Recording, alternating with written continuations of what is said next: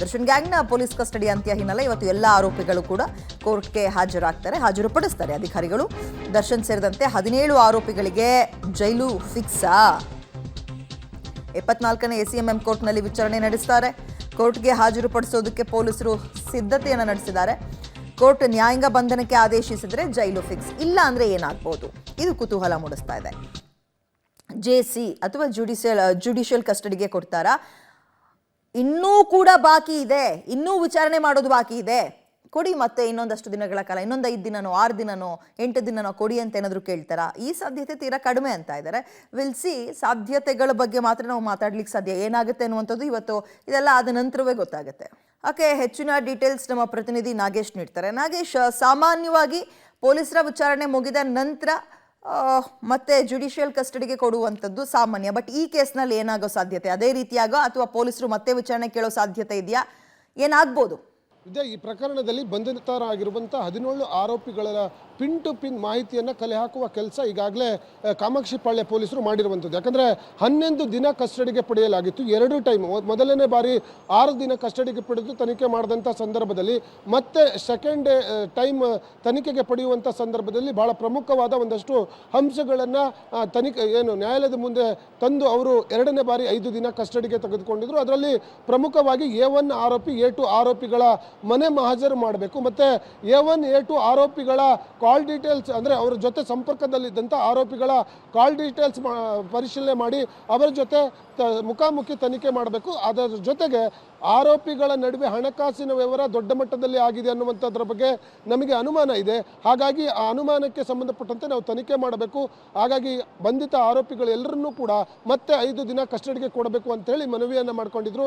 ಹಾಗಾಗಿ ನ್ಯಾಯಾಧೀಶರು ಇವರ ಮನವಿಯನ್ನು ಪರಿಗಣಿಸಿ ಮತ್ತೆ 2ನೇ ಬಾರಿ 5 ದಿನ ಕಸ್ಟಡಿಗೆ ಕೊಟ್ಟಿದ್ರು. ಹಾಗಾಗಿ ಬಂಧಿತ ಆರೋಪಿಗಳಿಗೆ ಒಟ್ಟು 11 ದಿನ ಕಸ್ಟಡಿಗೆ ಪಡೆದುಕೊಂಡಿದ್ದ ತನಿಖಾಧಿಕಾರಿಗಳು ಬಂಧಿತ ಆರೋಪಿಗಳಿಂದ ಏನೆಲ್ಲ ಸಾಕ್ಷ್ಯಗಳನ್ನು ಕಲೆ ಹಾಕಬೇಕೋ ಅವೆಲ್ಲವನ್ನು ಕೂಡ ಬಹುತೇಕ ಎಲ್ಲ ಕಲೆ ಹಾಕಿದ್ದಾರೆ ಅನ್ನುವಂಥದ್ದು ಗೊತ್ತಾಗ್ತಿರುವಂಥದ್ದು. ಬಹಳ ಪ್ರಮುಖವಾಗಿ ಕೊಲೆ ನಡೆದಂಥ ಶೆಡ್ ಏನಿತ್ತು ಅಲ್ಲೂ ಕೂಡ ಸಾಕ್ಷ್ಯಾಧಾರವನ್ನು ಕಲೆ ಹಾಕಿ ಅಲ್ಲೂ ಮಹಾಜರು ಮಾಡಿದ್ದಾರೆ.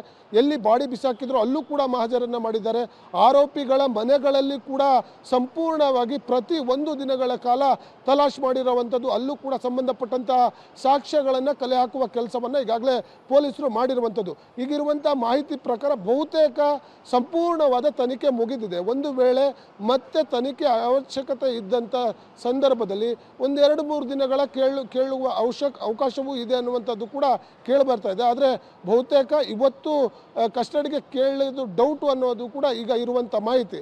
ಹಾಗಾಗಿ ಬಂಧಿತ ಆರೋಪಿಗಳನ್ನು ಇವತ್ತು ಕೋರ್ಟ್ಗೆ ಹಾಜರುಪಡಿಸಿ ನಂತರ ತನಿಖೆಗೆ ಅವಶ್ಯಕತೆ ಇದ್ದರೆ 2-3 ದಿನ ಕೇಳ್ಬೋದು. ಆದರೆ ನ್ಯಾಯಾಧೀಶರು ಏನು ತೀರ್ಮಾನ ತೆಗೆದುಕೊಳ್ತಾರೆ ಅನ್ನುವಂಥದ್ದು ಈಗ ಸದ್ಯಕ್ಕೆ ಇರುವಂಥ ಕುತೂಹಲದ ಪ್ರಶ್ನೆ. ವಿದ್ಯಾ, ಥ್ಯಾಂಕ್ ಯು ನಾಗೇಶ್ ತಮ್ಮ ಡೀಟೇಲ್ಸ್ಗೆ. ಈಗ ನ್ಯಾಯಾಧೀಶರಿಗೆ ಬಿಟ್ಟಂತಹ ವಿಚಾರ, ಪೊಲೀಸರು ಏನು ಮನವಿ ಮಾಡ್ತಾರೆ ಅದು ಪ್ರಮುಖವಾಗುತ್ತೆ. ಅದರ ಮೇಲೆ ಎಲ್ಲವೂ ಕೂಡ ನಿರ್ಧಾರ ಆಗುತ್ತೆ. ಈಗ ಆಲ್ರೆಡಿ ಇಲ್ಲಿ ತನಕ 100ಕ್ಕೂ ಹೆಚ್ಚಿನ ಸಾಕ್ಷಿಗಳನ್ನು ಕಲೆ ಹಾಕಿದ್ದಾರೆ. ಎಲ್ಲ ಕಡೆ ಸ್ಥಳ ಮಹಾಜರು ಮುಗಿಸಿದ್ದಾರೆ ಅನ್ನೋ ಮಾಹಿತಿ ಇದೆ. ಚಿತ್ರದುರ್ಗದಲ್ಲಿ ಏನು ಸಿಕ್ತು, ಬೆಂಗಳೂರಿನಲ್ಲಿ ಏನು ಸಿಕ್ತು, ಆ ಶೆಡ್ನಲ್ಲಿ ಏನು ಸಿಕ್ತು, ಪಟ್ಟಣಗೆರೆ ಶೆಡ್ನಲ್ಲಿ, ಮೈಸೂರಿನಲ್ಲಿ ಏನು ಸಿಕ್ತು, ನೆನ್ನೆ ವಿಜಯಲಕ್ಷ್ಮಿ ಅವರನ್ನು ಕೂಡ ಕರೆದು ವಿಚಾರಣೆ ಮಾಡಿದ್ದಾರೆ. ಇವೆಲ್ಲವನ್ನು ಗಮನಿಸಿದಾಗ ಬಹುಶಃ ಕೊನೆ ಹಂತಕ್ಕೆ ಬಂದು ನಿಂತಿದೆ ವಿಚಾರಣೆ. ಆಲ್ಮೋಸ್ಟ್ ಮುಗಿದಿದೆ.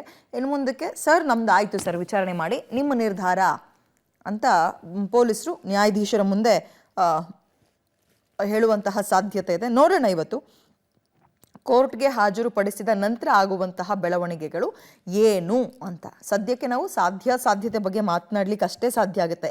ಹೀಗಾಗೋ ಸಾಧ್ಯತೆ ಇದೆ, ಅಥವಾ ಮತ್ತೆ ಅದೇ ನ್ಯಾಯಾಂಗ ಬಂಧನಕ್ಕೆ ಕಳಿಸುವಂತಹ ಸಾಧ್ಯತೆ ಇದೆ, ಅಥವಾ ಪೊಲೀಸ್ ಕಸ್ಟಡಿಗೆ ಕೊಡೋ ಸಾಧ್ಯತೆ ಇದೆ, ಮುಂದುವರಿಸೋ ಸಾಧ್ಯತೆ ಅಂತ ಸದ್ಯಕ್ಕೆ ಅಷ್ಟೇ ಮಾತನಾಡ್ಲಿಕ್ಕೆ ಸಾಧ್ಯ.